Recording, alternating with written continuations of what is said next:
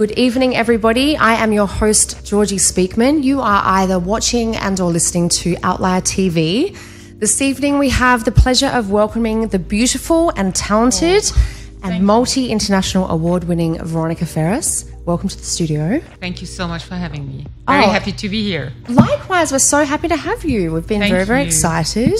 So I can't wait to dig into the dialogue.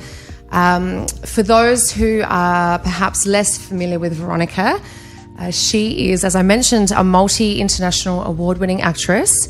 She is both Germany and USA based. She has featured and starred in over 100 feature films and multiple television shows. There were too many awards for me to rattle off. I was like, okay, this is just flat out overwhelming. There's like probably the 50,000. most important for America was an Emmy and a nomination. An Oscar and Golden Globe nomination for a movie where I was the lead. It was the foreign language. Fantastic, beautiful, category, amazing. So yeah, thank you.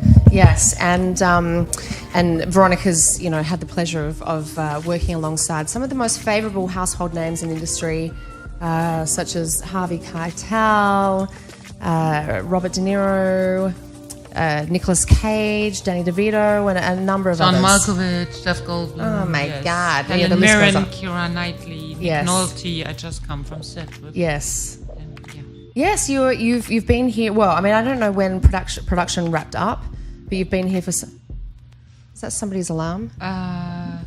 Is that your? It could be. Sorry for that. So I just thought about some nice background music. Yes, we have Veronica's alarm music. It's my publicist. She's still stuck in traffic, right. So I was faster than her, and she cannot find us. She rang. She was quite concerned. She was like, "Oh!" I was like, "It's fine. Just get here when it's all it's fine. We'll let you in. We're not going to make you sit outside." Thank you so much. So that's all good. But yeah, so you have project. Well, how long have we got you here in LA for? Actually, since the Oscar nomination, I am going back and forth, and since then I did 23 English language movies. The last one was a lead with Michael Shannon and García Bernal. Michael Shannon was supporting me in a movie directed by Werner Herzog called Salt and Fire. Got it. We were shooting this one in Bolivia, but awesome. I finally moved to America 5 years ago because I was always going back and forth, but my son is studying here in Pasadena at the Art Center College of Design. Oh, gorgeous. And kids are always the reason why you do some things or not. Yes, you have a beautiful home in Malibu, but that's a side note. Here's your publicist. Here she is, walking through the door. So we're doing a great show. Come in. So that's Cookie, Jennifer. So please take a seat beside Cookie. Cookie is very relaxed. Don't be afraid of Cookie. He's going to bite your arm off, but don't worry about it. We'll get it back. You've also recently wrapped up projects, one a crime movie by the name of Siberia with Keanu Reeves, and that was directed by Matthew Ross. And also another one called Berlin, I Love You. Great director, Matthew. Really young, talented, upcoming superstar. Fantastic. We'll delve I into adore that. him. Oh, And I you adore do? Keanu Reeves, and it was great fun. Yeah, awesome. And then another one, Berlin, I Love You. Yes. Which is an anthology feature, and that entails 10 romance-oriented or love stories based in and around the German capital of Berlin. Absolutely. Yeah. So this is a feature film where I have the great pleasure and honor to play a lead in one of the episodes, like Helen Mirren does in one, or Keira Knightley does in one, and Luke Wilson. Mm-hmm. And my story is about women empowerment. And, fantastic. I'm the owner of a laundromat, and what is happening in one night in Berlin where women from all different society or from all different backgrounds are coming to her laundromat to tell her the story of their lives. How gorgeous. And she's like the big mom and I don't know about big, but you had a fat suit on? I was just the natural Veronica. Good. I don't know about big, but never mind. Very good. So I'm going to dive in straight with you. Why acting? Where did you discover acting? How did it find you? How did it all begin? That was very weird because I'm a daughter of potato farmers and charcoal traders. You know, that's just how acting careers kick off. You know, it's just natural evolution, really. Actually, there's no relation to this, but because of that, I learned a very strict work ethic. Got it. And I loved working. And my mother, she raised 3 kids, and she was so modern for her time because she was raising the kids, and she was the one who was selling the potatoes on the market. So she left on the farmer's market. So she left every morning at 6:30. The kids were prepared. The breakfast was prepared, and she came back home at around 2. And I always saw that she loved so much to be financially complete, independent, and bless her, yeah, and to be on her own. And this is a role model for me because she was a free spirit, and she passed away now almost 20 years ago, very, very early. Oh, bless, yeah. But I have so much from her because the farmer's market was her stage. Everybody bought the potatoes at her place and paid the double price just to see her and to listen to her than buying it next door. So she was an organic people person. She knew how to engage everybody. Very charismatic and very sensitive and very funny too. Bless. So do you feel that you have a funny streak? Oh yes, I do have. I'm grown up with comedy, and the one that was nominated for the Oscars and the Golden Globes was a comedy. It was called Stonk. It was about the faked Hitler diaries, a big scandal in Germany. Goodness me. Yes, it's a quotation from Charlie Chaplin's movie when he's imitating the Germans and say the German language, which is really an ugly language compared to the beautiful English language, and then he says Stonk, Stonk, Stonk. That is how for American. Did he choke to death whilst delivering the lines? So this is how Charlie Chaplin thought about the noise and the German pronunciation and the German language. And so the director, who was also Jewish, he picked this as got it as the name for the movie. Yes. Oh, and someone you is went in. Getting an iPad. Yes, just free giveaways. We're giving away iPads at the studio this evening. So come here. We're happy to serve you. Gash Radio, Dream Hotel. So you trained as an actress. Yes. Was it something as a teenager that you intrinsically felt drawn to and compelled to pursue, or was it a particular and/or pivotal experience that you had in your life outside of your mother's influences that led you down that path? I always wanted to become a storyteller. I think we actors are just organic storytellers. Yes, yeah. what you had in the Middle Ages when after dinner the whole community was sitting together at a fireplace and you had some women telling stories. That's us. That's the theater. That's the movies, stage. So I love to tell stories because stories made me survive and in a very when I was in puberty, in a very rough time of my life, because one of my best comrades, he had cancer. Oh, sorry. Being 15 years old, Oh, he had wow. leukemia. Wow, yeah. I was It's a lot to take in. next to him till he died, and I couldn't get along with the loss. So reading, it was so I felt so comfortable being at home. I felt understood. I felt accepted. I felt loved. I felt taken care of just by literature. So that the desire to become a storyteller never stopped since then. Beautiful. It's incredible that you've been able to continue to harness a career that's allowed you to express and unfold those memories and experiences and the desire to continue to storytell, because that's I think in many ways a luxury. Not a lot of people have the opportunity to have the epic career that you've had. Shout out to Berlin. I absolutely love that city.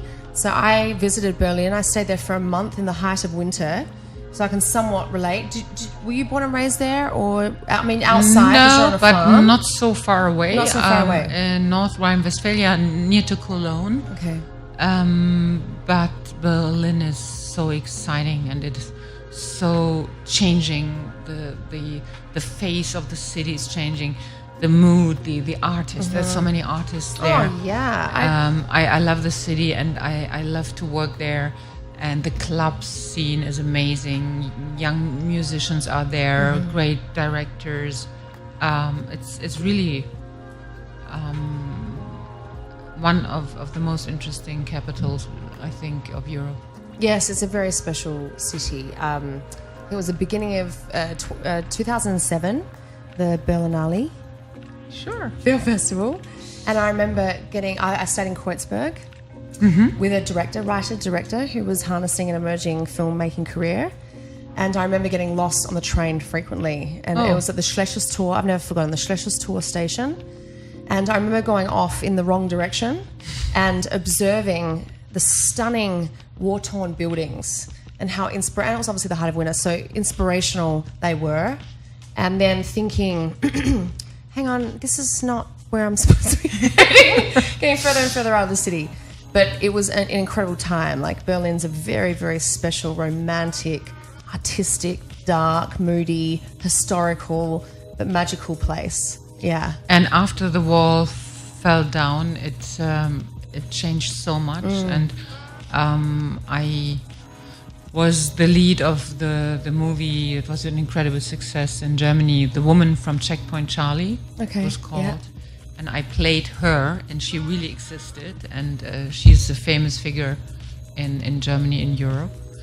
And this movie is a drama that describes how the horrible East German regime humiliated and tortured people who were not thinking the same way they asked the people to think, and how the desire for freedom and free spirit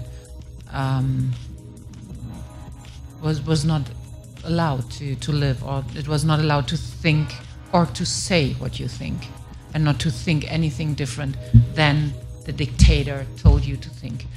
And I played her. I played Jutta Gallus, who fought against the system, and he has a very important role. And she was really a free spirit, and she's still alive, and she's a role model. And so every time I'm at Friedrichstraße in the center of Berlin, and I see the museum Checkpoint Charlie, I'm very emotional. Yes. Absolutely. When you had the opportunity to start working in the United States, however many years ago that was, whether you were super young or if it was in recent years, what were the cultural differences that you experienced throughout that time in the transition of delivering your creative, the whole filmic process, the types of roles, all those kinds of things? How would you compare the experience of working as an actress in those two different countries? How should I explain this? So it doesn't go better. There is no place in the world where you have more or better people like directors, writers, DOPs, every team in the crew. You have the best of the best here. And in Los Angeles, you feel specifically? All over America. I was shooting a lot of stuff as well in New York, or even American teams, directors, actors, where we were shooting in Toronto, Vancouver, or in Winnipeg with Keanu Reeves. Look at you, you've been all over. A lot more than me. I've been living here for 6 years. Okay, come with me next time. Throw me in your next movie is in Cape Town, so we go to Cape Town. And I think it's just so exciting to be just a little piece piece of a puzzle of this great community. And it is very difficult to succeed here, and that I have the honor and pleasure that I can do 1 or 2 English language movies a year. So last year it was a big film with Sir Ben Kingsley, directed by Daniel Alfredson. He did The Girl with the Dragon Tattoo. Oh, God, with yeah. Noomi Amazing. Rapace. Incredible.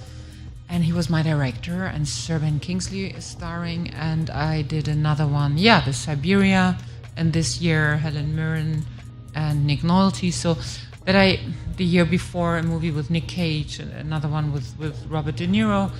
The year before, the same year, the one with Michael Shannon, and great directors. Werner Herzog. He did Fitzcarraldo. He is Oscar nominated or even Oscar winning director. They see something when I have a casting, when I go to auditions, something they like, the European craziness, or I don't know what it is. So crazy. Yes, I am. You got to be a little bit crazy, I think, to pursue acting in the very first place. I think a little crazy is very, very healthy, to be a little crazy. Well, I just call it creative, right? Yes, it's not absolutely. Crazy. Not it's crazy. just you're It's a free creative. spirit and creative. Yeah. So, and when a director gives me the feeling that I'm his perfect cast, then I can deliver. I can do anything. I do stunts on my own. I could not do in real life. I would break my neck. And when the camera is rolling, it's no wood here. maybe is that? No, it's wood, isn't it? This wood? This Yes, one it's painted wood, I think. painted wood. This is plastic. Yes, I know So this is wood. And I'm just protected. The camera allows me to, and the movie, the screen protects me. It allows me to do anything, and I know never anything will happen to me. And sometimes in real life, I'm stuck. Aren't we all? You're not alone. Okay. Okay. We're all stuck. Have you noticed a difference in creative process between the European way and teaching, coaching, training, etc., versus the States? I always am incredibly well prepared first day of shooting. So what I told you about the work ethic, my parents were very simple people, but very, very honest people. So you need to be incredibly well prepared, because at the first day of shooting, they say, oh no, we are not shooting like the schedule shows us. Probably we take the scene from the last day of shooting, the big monologue, and shoot it today. And if you're not prepared, you are really, really in a big, big trouble. So what kind of prep do you go into? I mean, I've read a few acting books, Ivana Chubbuck's The Power of the Actor. Oh, great. And Larry Moss, The Intent to Live. And they were really influential books. And I think that they're worth reading, whether you're acting or not, just because there are so many lessons in understanding human nature and how to construct the journey. So I think I found my own method, because when I was 17, I went to New York to the actor studio. John Kostopoulos was one of my teachers, and amazing. And I was trained by the best teachers in Europe, and I still don't stop to prepare parts, or even when I'm not shooting, just to learn parts and to work with great coaches. Just work on these, because that was so amazing for me to see at the actor studios 70, 60, 80-year-old actors who are working at Broadway, and they come there every second day, learn a part, and perform. Right. And they are not shy to be there on stage, and the teacher says, oh no, this is not so good, do it like this and this. And they are so open, and still they want to learn every day. And this impressed me so deeply that I swear when I was 17, I never will stop learning. I always want to be tomorrow a little bit better than I'm today. I read somewhere that you're a very curious human being by nature. Do you feel that is Gemini? Two sides of the coin. How imperative do you feel as an actress to be able to explore the curiosities of life, and how much has that been able to help shape your journey as an actress and be able to tap into different cultures, characters, nationalities, character portrayals, etc.? I'm so happy. It's the most exciting and most colorful job in the universe for me, and the best job for me, because I can dive into the 16th century when I'm doing a movie of that time, or like Catherine the Great, one of my first international movies I did with Catherine Zeta-Jones. Oh, amazing. 1993. Gorgeous. Yeah, so long ago. Yeah. That was my first international experience, yeah. So, to be able to play so many different lives, it's kind of a fighting against death a little bit, you know? And I always come back to what I told you before, that I was so young and that I had to see my friend dying, and that there was no hope anymore.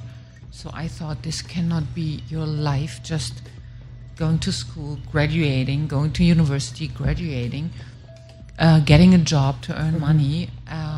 No, I'm so hungry for life. There has to be so much more.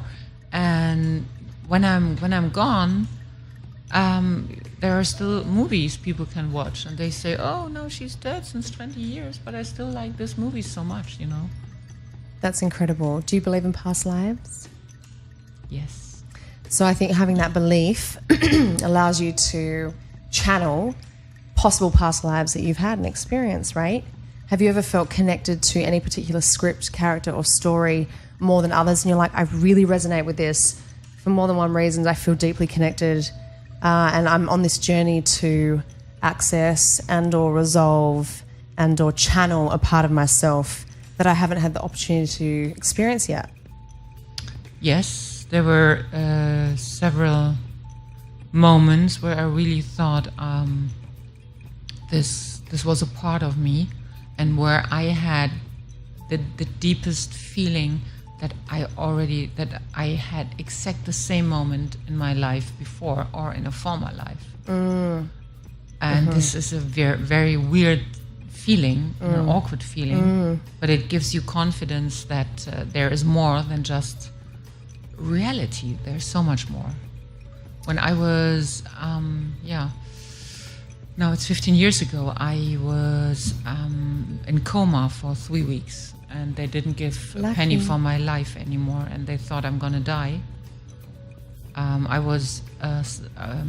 There was a mosquito in Morocco that got you. Yeah, got me, and then 6 weeks later, I was just fainting and in coma for an intensive care for 3 weeks. That's wild. And I couldn't walk, I couldn't speak, I woke up. I had a moment that I never forget. I woke up and I saw the sunlight coming through the shades, and I wanted to get up and talk, and nothing worked because I had a meningitis and encephalitis. Wowzers. I made it. So every Easter I celebrate my second birthday. But since then, my whole attitude to life changed so much. And I'm sure after this experience that there is much more to life after life. Yeah. Having an experience like that, because I do wonder, people that have different times of trauma or health experiences or whatever it might be, do they remember the experience? I mean, you just said that changed your viewpoint on life. Have you been able to sustain that memory of that experience? Yes, it was not so easy the first time, and I couldn't talk about it the first 2.5 years. I always started crying because it was very, very tough. But I remember the moments that I was conscious. I remember very, very well, and the feeling, and there were moments where they were really fighting for my life, and I was never scared. I was never panicking, and I remember that it was everything very warm and very welcome and just very beautiful. the time later when I was recovering, that was tough. To accept what had happened and then to go to rehab and to learn walking, speaking again. I couldn't speak. You're I couldn't kidding? walk. You went through all of that. Yes. And that's incredible. We, of course, Probably not gonna that forget explains that. sometimes why I'm a little... No. So they... It's a Moroccan mosquito, okay? No. As long as you don't catch one, get one bit by one, then you're okay. But I checked after... and I regularly go to checks very, very intensively and really taking care of my health. There is nothing left. Everything is working here, even if you sometimes think probably it's not. We all have those days. Every single one of us. Okay. But since then, I am not scared of death anymore. That's incredible. Yeah. That's a gift. It is a gift. Blessing. I mean, I'd like to say I'm not afraid of death, but then I guess you don't know until the moment arises. You've kind of already been through it. I don't know if I've really been confronted with the concept of death just yet or a proper experience, but, you know, who knows?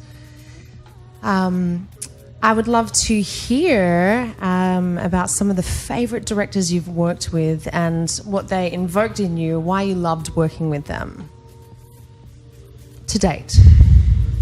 I always love strong directors. I have a lot of great friends I would love to work with. I didn't work with till now, like Mark Forster, like Roland Emmerich, just to name a few of them. I'm very, very lucky that I was a lead in the last fiction feature film of Werner Herzog, supported by Michael Shannon and García Bernal. That was an incredible story. We were shooting in 15,000 feet of altitude in Bolivia in the desert, and that was so incredible, amazing. We had no internet, no cell phone reception. We sometimes had no water. We had just bottles of water, and in the morning you could decide to brush your teeth or to wash your face, and the movie is very authentic. Salt and Fire, you have to watch it. That's tough, the water piece, because us women who like to hydrate and, you know, brush our teeth properly and, you know, wash their face or whatever but it might be. But it came back after 2 or 3 days. So, and the great community and the spirit we had to make a great movie that was unique. That was really unique. I loved working very much with Nick Cage in Canada on Pay the Ghost. I did 6 or 7 films with John Malkovich. So he's one of my favorites. I mean, he's truly remarkable. He became a friend. He really became a friend. Wonderful. I loved so much working with Danny DeVito. I loved him so much. And for sure Robert De Niro. But Danny DeVito, he has an incredible sense of humor, and I adore him. And I had always a dream when I was 16, 17. I saw him in movies and I thought, oh, this is a fantastic man and he's so good looking. And I always had a dream to play a part in a movie with Danny DeVito, and at the end of the movie we walk hand in hand. It's a wide shot, moving back, and we walk and you see us just walking away hand in hand, Veronica Ferres and Danny DeVito walking along gorgeous the road in the desert. That must have. And then really... someday they said, okay, you have a casting, do you want to do this movie? And I said, sure. You must have the little girl within you that was just on fire. Yes. You would just been like beside yourself. What an incredible experience. I was very excited to work with Paul Schrader in Adam Resurrected, where I was working with Jeff Goldblum, Paul Schrader, Taxi Driver. It was awesome, and so many amazing directors. And is it? Do you notice a distinguishable difference between the process of the actor and the director? By the way, Sam Raimi. I love Sam Raimi. I would love to work with him. No, shout out. Yes, I've always been curious with directors. Sorry, I interrupted you. Not at all. There's no such thing. This is a free flow dialogue. It's all good. But thank you. Very polite. She's beautiful, isn't she? But yes, the creative process between directors and actors, and one's easygoing and laid back versus one being Hitler-like or OCD-like.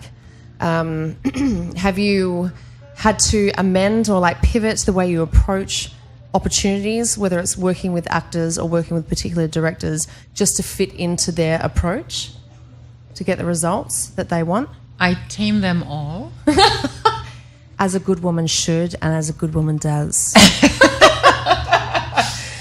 I'm incredible, open, and I think we are like an orchestra. We are the instruments, and the director is the conductor. And I want to play the violin as best as I can to make him happy. That's your chosen instrument, the violin? Who doesn't love some strings? We all love some strings. They always add enormous amounts of beauty and, sonic vibration to any moment. So lovely. I would love to share my favorite joke with you, because this joke always destroys my reputation on set. And after that, half of the crew is not talking to me anymore, and the other one really loved me. So do you know the 4 different kind of orgasm? No, my publicist is now. Don't believe I do, she's blushing. She wants to get really out. Publicist is running for the hills. She's quit. Doesn't want to do this. So she says this. No, I have to share it. So it just please do. Yeah, it's just the 2 of us here. Huh? You told me there's nobody. Okay, no one else is here. So there is a positive, the negative, the fake one, the divine orgasm, and the fake. Who does a fake orgasm? What is wrong with you people? 4 different kind of orgasm. The positive one is, oh yes. The negative is, oh no. The divine one is, oh my God. And now, for example, a director. For example, the director's name is Frank. So you say the divine one is, oh God, and the fake one is, oh Frank. So then the reputation is the guys get their names. Listen, man, if we're calling out your name, we're faking it. That's the hot tip takeaway. Don't know if I've called anyone's name out like that just yet. Hopefully I never have to. Want this to end. Oh, so-and-so. We're done. In other words, wrap it up. Oh, I love that. So you had half the cast run, half the cast find that entertaining. Yeah. I think men probably would have. It depends on whose first name you mentioned. Yeah. I can only imagine. Love that. Very, very cool. So you've completed the films. You reside here in LA. I'm very curious to find out, in all your journeying over recent years, how you've seen the industry evolve and change, both in Germany but also here in the States. It changed so much. So what happened to the music industry in 2000 beginning of 2000, with not selling any more DVDs and just to proceed everything by streaming. Internet now happens since 10 years to the movie business. So the studio system changes completely. Netflix, Amazon, Hulu, TNT, the whole system is changing, but not for the bad, because now we can tell stories not just in 90 minutes or 2 hours, but in TV series over 10 times 45 minutes. And this is an incredible challenge for the creative,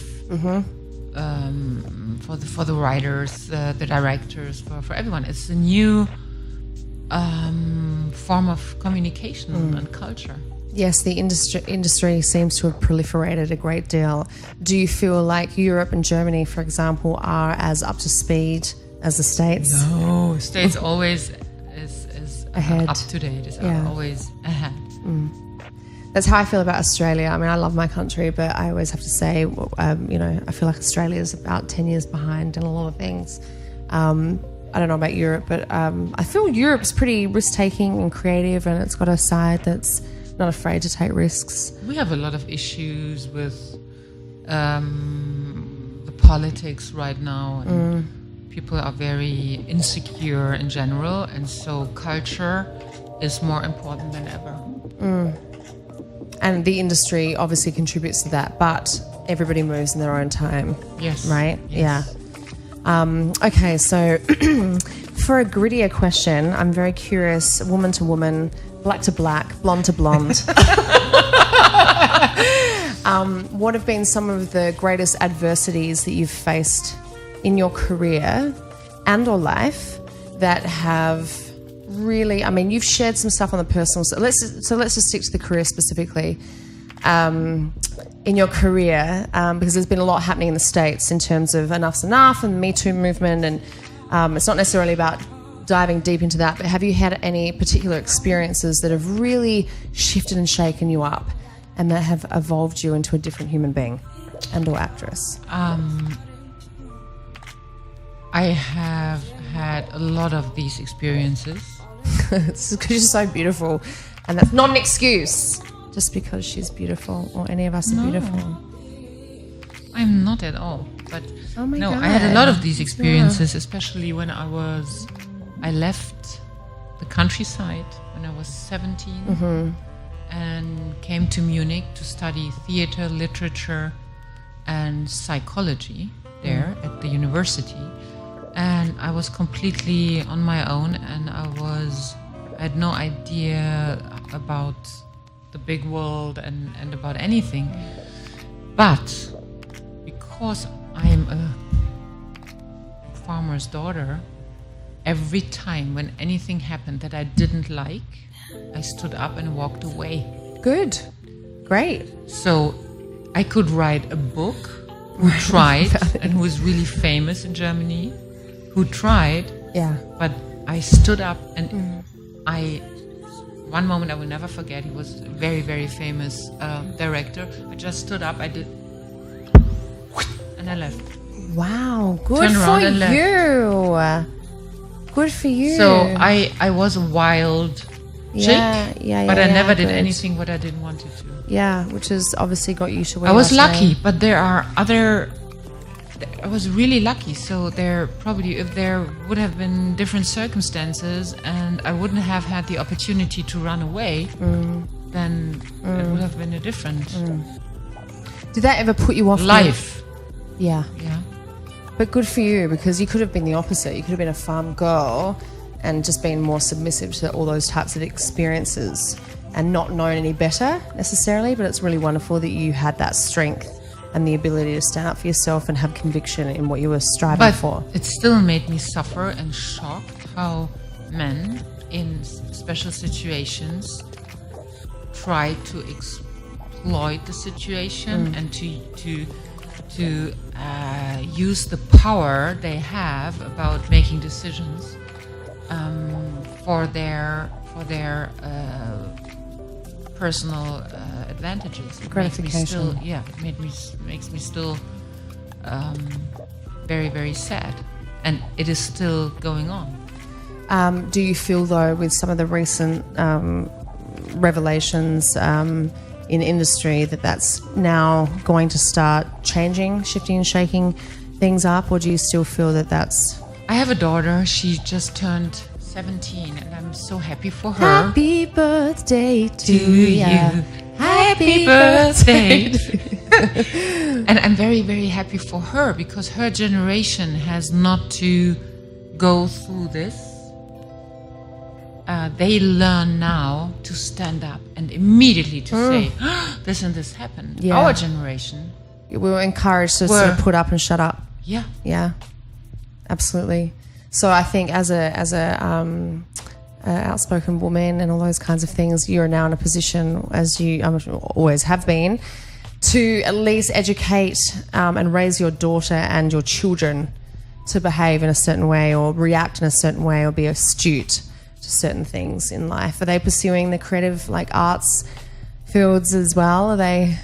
Yeah, my stepson is a designer and he's amazing. He one of his he's studying moving design, and he just graduated in Pasadena, and one of his cars was the Maserati 2025, and it was in an exhibition at the Peterson Museum here in Los Angeles, and he was on the cover of GQ.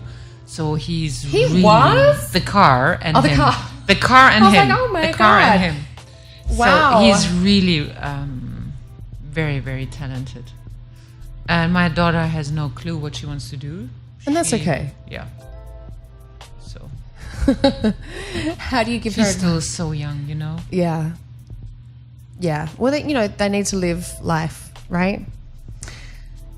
So what you've also founded your own production company, haven't you? Yes. And that was a minute ago. What have been some of the projects that you've brought to life through the production company and or hope to in the future? For example, I was one of the producers of Peter Chelsam's Hector and the Search for Happiness, starring Rosamund Pike, Christopher Plummer, Simon Pegg. Just a couple of casual names, really. Who else? Great actors. Yeah. And I gave birth to this movie. I gave birth to a lot of German TV feature films in the past. Before I funded the company, I bought rights of a best-selling novel, and I developed a script, and I just brought it to a production company till a great producer in Germany said, "Why don't you fund your own company? Then you keep rights." And I said, "What are rights?" I had no idea what rights are. So RITES. Got it. Incredible. Congratulations, by the way. Thank you. And so with the reading component of being able to, you have to identify a piece of content or like a book or whatever to know that you want to have the rights of that, right? How do you spend time in your downtime, if you have any at all, connecting with yourself, the earth, the universe, just yourself outside of work that keeps you grounded and stimulated creatively, mentally, everything? I meditate. I do everything that I can do to protect the environment. Okay. I do kickboxing. Excellent. She's a kick-ass woman, as we've already established. I started this to teach my daughter to protect herself, and then she didn't want to go by her own. And it's very important that young girls learn how to fight for their rights. And then I became addicted as well. And I'm a scuba diver, and I love exploring the oceans. Beautiful. But not touching anything, and collecting all the plastic out of it. So I support I did a movie with not Jean-Hugues Anglade from Betty Blue, that was another movie, but with Christopher Lambert. I did a movie called Song of the Whales, and since then I'm supporting different organizations to protect the oceans. In my small universe, I do everything that I can to help nature and the environment to survive. High five. Because what we do to nature is insane. So I'm curious congratulations on all that work. I'm very proud of you, and I think that this is where I think harnessing an acting career allows you to really elevate the voices of things and projects or change that you want to advocate for. So I'm proud of you because thank you. Yeah, I try to find the balance between the support for the environment and the support for all the issues we have in Germany. Before we moved here, we decided, my husband and me, when the refugee crisis started and they all arrived in Germany, that we hosted 2 Syrian families, and they lived half a year with us in our house. Wow. Under one roof. That's incredible. And this was a life-changing experience. I bet. I was actually in France around the time that this all took place.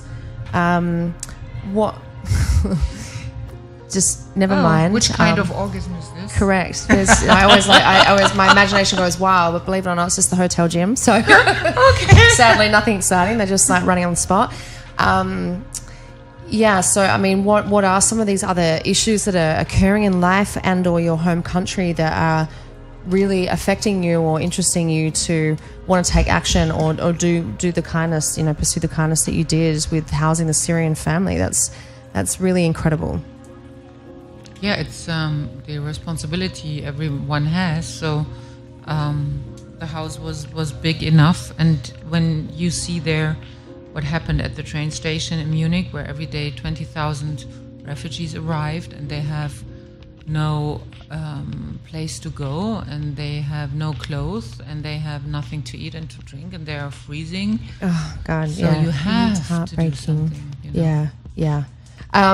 So what else do you do behind closed doors that no one else knows about that you would be happy to share with us today? I love cooking. This is for me relaxation, and then be there, and then, for example, here a lot of directors love my open house mentality. Gorgeous. So they come to my house, and they know every time they get great food. And this is, for me, it's, like being at home and sharing with my friends high quality products, good food, prepared with love. Beautiful. And I'm really, really proud. And do you have any particular cuisines that you expert in? I love the Italian cuisine. Not the French so much. That's too fancy for me. Sure. Rich. Too rich, but the Italian with a lot of olive oil and garlic, tomatoes. Yes, delicious. Basil. So Veronica, you have to invite me over. I mean, no pressure. And fresh fish and or ossobuco. And, yes. All the great appetizers, mozzarella tomato. Yes. Or very clean and and fresh. And German cuisine as well. So remind me. Okay, so sauerkraut, schnitzel. It's not so much my favorite dish, but more the stews we had in my on the countryside. So where I'm growing up, the people had no money, so always was one big pot, potatoes, a lot of veggies in there, and sometimes once or twice a week meat, but not more often. Not a lot. Okay. Yeah. Not as much as Aussies. I was 13 or 14 years old when I first ate meat in my life, because we had not so much money. My mother pretended that it would have been meat, so she bought like a big sausage. We have this in Germany, like a big Wiener sausage, very big, and she cut this in slices, and she put it in eggs and crumbled bread. Gorgeous, like a Wiener Schnitzel. Yeah. And she said, this is meat. And when I first at my neighbor's house ate real meat, I spit it out, and I said, ours is softer, because it was just very thick cheap and chewy. Yeah, like a big sausage. So. Like a big sausage. Don't try that at home. No,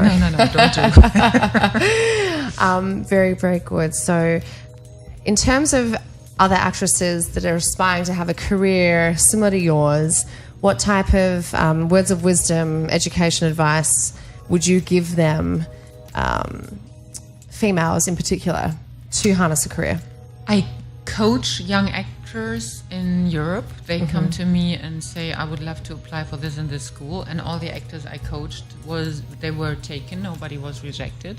So I think I'm a great coach. And the advice I give to them to be really, to feel who you are and to tell the stories you are deep in, you are really interested in, you have a desire and a passion for the stories you tell. And so you have to find the parts you want to play and the parts you have to prepare. And then to be really like you are, because you are unique and there is only one in the whole world like you are. And this is amazing. And just give me the feeling that I can be part of your magic, and feel free, just show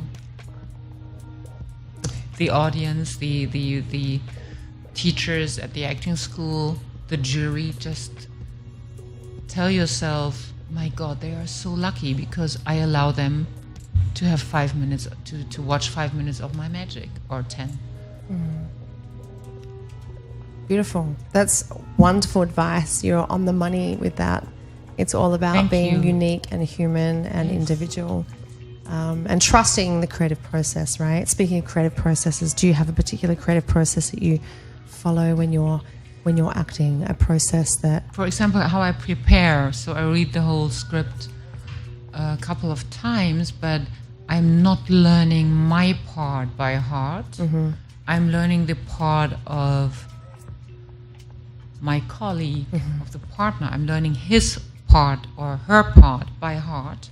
And if I have understood my character, for example, I play a woman in a happy marriage, and the marriage goes down during the movie. At the beginning, if the husband says, it's very simple, what the very simple explanation, but if the husband says, I love you, at the beginning, for sure, when she's happy, she says, I love you more. So when I'm further in the story and I found out he has a love affair with someone else, but I don't tell him, and he says, I love you, for sure, she will not say in the same way, I love you more. There will be a break, hesitation. So I'm never learning my lines by heart. I learn the part of the other one. Very smart, yeah. And so I build up an emotion, and then the words fall into place, and then I check it. I would say blah blah blah to his line. I would answer in this way, and when it's exactly the same, then I got the part, and I'm quite close in this moment. And when it's completely different, then I think, oh, okay, you are in a complete wrong. What's wrong? Why haven't you understood? Where is she now in her emotional moment? And then I think about it, and then I find the answer. Beautiful. And it's so easy. It's a trick. That's a hot tip, everybody. That's wonderful. And so what are we going to be looking forward to? So again, you've got Siberia, it's releasing, and then Berlin, I Love You. Any other exciting projects that you're able to share or speak about or to? So the Daniel Alfredson movie, Death of an Author, with Sir Ben Kingsley, will be released by Fox, big studio, in autumn. Fantastic. And stay tuned. I think Berlin, I Love You will be released in November. Death of an Author in October. Excuse me. And that's for now what I know. And next week, a big movie in Germany called Short-Term Memory Loss, where I'm playing the wife. It's a true story, what happened to the director. I'm playing the wife of a boxer. He lost his short-term memory, and what it did to the wife and the children. Wow, how incredible! So this movie is coming out next week. Tonight at 2 a.m. Oh, wow. I turned off my phone. There you go. Good timing. And the German press was calling me. Oh, by the way, we wanted to do a big interview on short-term memory loss. I said, oh, it's 2 a.m. Can I call you back tomorrow? So that was really funny. Yeah. So I'm doing press for this movie that's coming out. Fantastic. That's really, really exciting. Where can we in America find it? I will find out. I'll let you know. I don't know. Yeah, please do. Please do, so we can share that. Yeah. If it doesn't have a home yet, I'm sure that it will. Yeah. Thank you. Well, it's been an absolute pleasure having you in the studio tonight. So very grateful for your time. You're very, very beautiful, very intelligent, beautiful, beautiful woman. Thank you so much. You are very beautiful. Oh, I like her a lot. Thank you. Thank you. And any other last things that you would like to share? Thoughts, feelings, perspectives, words of advice, hot tips? a hot tip to enjoy life more and not think so much and stop doubting. That's me. I would have stopped thinking so much. Awesome. That's great advice. It's very, very true, because you look back and you think, listen, if only I'd stopped thinking so much or given so much goddamn thought to that and just gone with the flow, then there wouldn't be as, it would have just flowed. That's life. And so where can people find you and stay in touch with you socially? You've got your Instagram and Twitter handle. It's Veronica Ferres. Twitter, it's Veronica Ferres. And Facebook, it's Veronica Ferres as well. It's Veronica Ferres, everybody. And you're listening and watching to Veronica Ferres. And just spell that for people that may just be listening, not watching necessarily. Veronica. Veronica. And then my last name is Ferres. Too easy, everybody. Thank you, my love. We Thank wish you. you all the very, very best and incredible success in all the months and years to come. I come back now once a week. See you next week, okay? Veronica is now my co-host. We're going to start co-hosting the show every Monday you are the best. Thank you. I appreciate that very much. It's been really fun, very beautiful and very special. I'm very honoured to have you here. Thank you so much. Yeah, and I think it's really nice to have another... Fun. Blondes are quite rare. I feel I haven't had that many blondes. Actually, I had Alison Moreno in the studio. She was a blonde, but it's really nice to have another blonde in the studio. Thank you so much. Being completely superficial. So thank you again. And you're watching Outlier TV. The interview will go live in the coming Saturdays. We'll keep you posted on social media. That will be distributed via Dash Radio, and this interview will be housed on our YouTube channel. Again, stay tuned on the Instagram channel, Facebook, Twitter, you name it. It's Outlier Co TV for Instagram and Twitter specifically. And thank you very much for watching and listening. Bye.